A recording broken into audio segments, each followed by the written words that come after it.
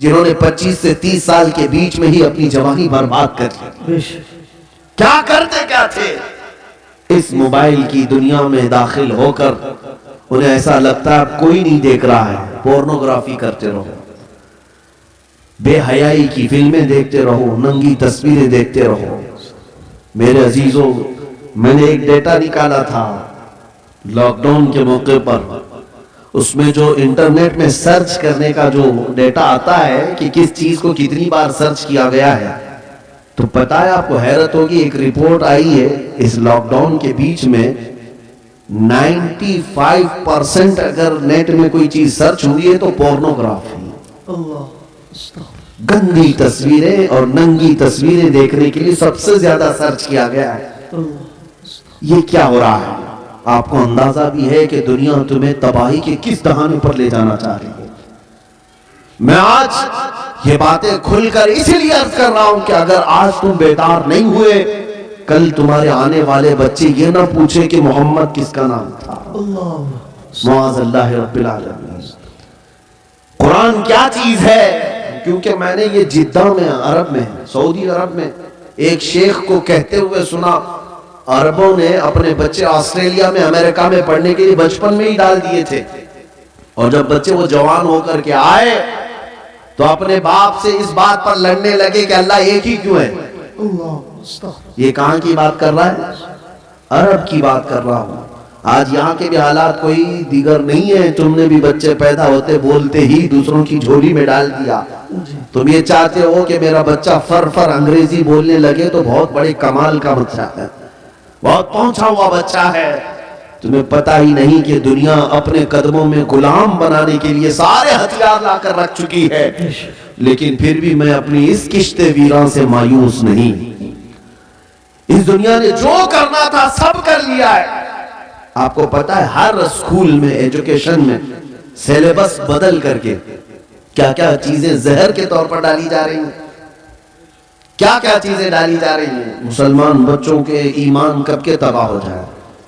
ایک اسکول کے ایک کتاب میرے پاس لائی گئی تھی، کافی سال ہو گئے، جس میں چوتھی یا پانچویں کی یا تیسری کی، اس میں انگلش میں ایک پوئم تھی جس کا مطلب یہ ہوتا تھا کہ خدا کبھی کبھار اترتا ہے، انگلش میں گاڈ اترتا ہے اور بیچ پر ناچنے والیوں کو غور سے دیکھتا ہے، کبھی وائن پیتا ہے.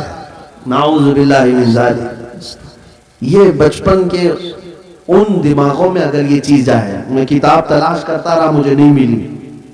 کسی صاحب نے کہا تھا کہ کوئی ٹیچر یہ پڑھا رہی تھی اسکول میں. اگر یہی سارے معاملات رہے تو میرے آقا کی وہ حدیث بھی صادق آتی، کل مولود یولد علی الفطرہ وابواہ یحودانہ او یمجسانہ او ینصرانہ.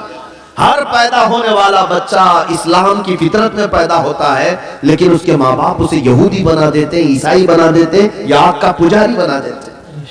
آج یہی تو حالات ہے. تمہارے گھر کا بچہ تو ایمان پر پیدا ہوا تھا، لیکن تم نے کسی اور کی گود میں ڈال کر کب کے اسے کافر بنا دیا. اور نبی پاک صلی اللہ تعالیٰ علیہ وسلم نے یہ بھی فرمایا قیامت کے قریب ایک زمانہ ایسا آئے گا تم پر، صبح تم مومن رہو گے، شام میں کافر ہو جاؤ گے. رات کو مومن سو گے، صبح کافر اٹھو گے. میں سوچتا تھا ایسا کیسے ہو سکتا ہے. میرے عزیزو، دنیا نے اتنے ہتھیار بھی تمہارے پاس رکھ دیے ہیں، تمہیں خبر بھی نہیں ہوتی. تم گانے سنتے سنتے سو رہے ہوتے ہو، کئی کفریہ کلمات اس میں آتے ہیں. رات کو تو ایمان والے تھے، صبح سن کر کے کافر ہو چکے. یہ دنیا جس کو تم دیکھ رہے ہو، اعلیٰ حضرت نے کیا خوب کہا، شہد دکھائے زہر پلائے، قاتل ڈائن شوہر کش، اس مردار پہ کیا للچائے، دنیا دیکھی بھالی ہے. اے نوجوانوں، یاد رکھنا ایک وقت آئے گا جب ہم سب کو اس دنیا کو ترک کر کے جانا ہے. اس بات کا یقین رکھو کہ ہماری سانسیں رکنے والی ہیں. ایک دن ہمیں باندھ کر کے لے جایا جائے گا. آج تم مسجد میں بلانے کے باوجود نہیں آتے، کل تمہارا کفن باندھ کر، رسیاں باندھ کر امام کے سامنے لا کر رکھ دیا جائے گا. زندگی بھر نہیں پڑتا تھا، لیکن اب امام تم پر پڑے گا. اور پھر جاؤ گے کس سفر پہ جاؤ گے؟ بتاؤ کہاں جاؤ گے؟ کوئی ایسی جگہ تم نے ڈھونڈ رکھی ہے تو میں تم سے پھر بات نہیں کروں گا کہ مرنے کے بعد میں نے ایک سیف جگہ دیکھی ہے. ہے تمہارے پاس؟ تمہیں پتا ہے جانا تو وہی ہے جہاں سب پہلے والے بھی گئے، بڑے بڑے وقت کے پہلوان، بڑے بڑے مالدار جہاں گئے، جن کے پاس پیسوں کی ریل پیل ایسی تھی کہ وہ گھر بیٹھے جو چاہتے حاصل ہو جاتا، گھر بیٹھے۔ تمہیں پتا ہے سکندر اعظم ایک بادشاہ، دارا نام کا ایک بادشاہ، جب وہ مر رہا تھا تو اس نے ایک وصیت کی تھی، آدھی دنیا پر اس نے حکومت کی، اپنے چاہنے والوں سے کہا کہ جب میں مروں تو مجھے پورا دفن کرنا، لیکن میرے دونوں ہاتھ اوپر رکھنا، قبر میں اس کو دفن مت کرنا۔ لوگوں نے پوچھا ایسا کیوں؟ کہا تاکہ دنیا بار بار میرے قبر کے پاس آ کر دیکھے آدھی دنیا فتح کرنے والا بھی زمین پر خالی ہاتھ سویا ہوا ہے، کچھ نہیں ہے اس کے پاس۔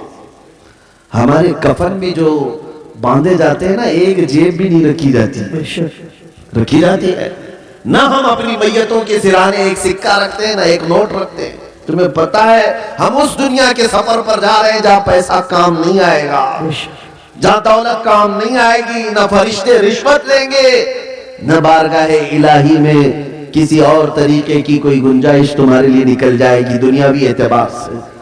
عزیزان گرامی وقار، جب ہمیں پتا ہے کہ ہمیں ادھر ہی جانا ہے تو اس لیے آج حضرت انس رضی اللہ تعالیٰ عنہ کی حدیث میں سناتا ہوں۔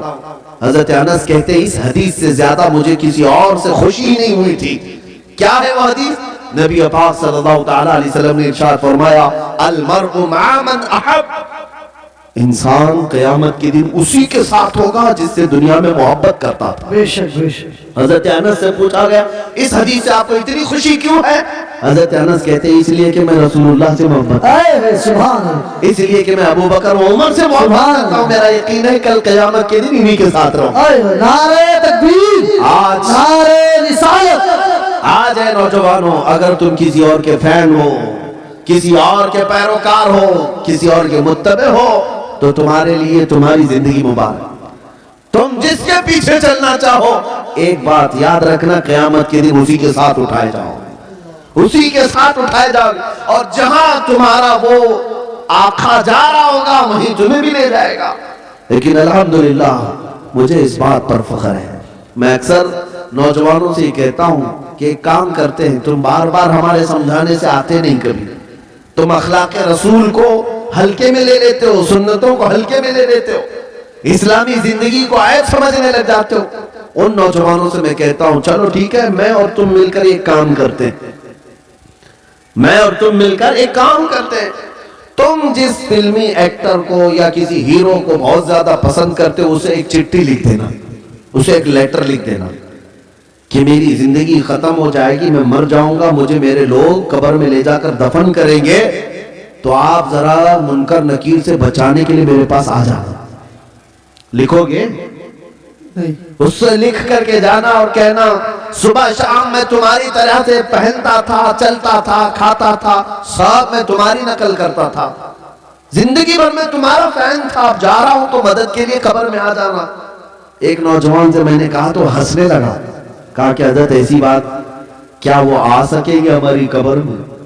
کہا تجھے نہیں معلوم، جب تجھے اتنا معلوم ہے کہ وہ نہ آئے گا نہ مدد کرے گا، لیکن میں اپنی بات ضرور کہوں گا، تجھے میں نے چٹھی لکھنے کے لیے اس کو کہا، میں اپنے نبی پاک کو لکھ کر جاتا ہوں، سبحان یا رسول اللہ میں آپ کی ہر ادا پر عمل کرنے کی کوشش کرتا تھا، آپ کی طرح کھانے کی کوشش کرتا رہا، سنتوں پر عمل کی کوشش کرتا رہا، اب میں جب دنیا سے جا رہا ہوں تو اے رسول مختار صلی اللہ تعالیٰ علیہ وسلم آپ تشریف لے آنا۔ اے نوجوانوں مجھے بتاؤ، کیا نبی پاک کو اگر کوئی دنیا میں یہ بول کر جائے تو اللہ کے نبی قبر میں آئیں گے کہ نہیں آئیں گے؟ بے شک، بلکہ حضور تاج الشریعہ نے لکھ بھی دیا، یہ تو میں مثال دے رہا تھا آپ کو، حضور تاج الشریعہ نے لکھ بھی دیا اور اپنے نبی سے یہ کہہ کر کے بھی گئے، یا رسول اللہ میں مروں تو میرے آقا، یہ ملائکہ سے کہنا، میں مروں تو میرے آقا، یہ ملائکہ سے کہنا، اسے کوئی مت جگانا، ابھی آنکھ لگ سبحان، نعرہ تکبیر، نعرہ رسالت، مسلک اعلیٰ حضرت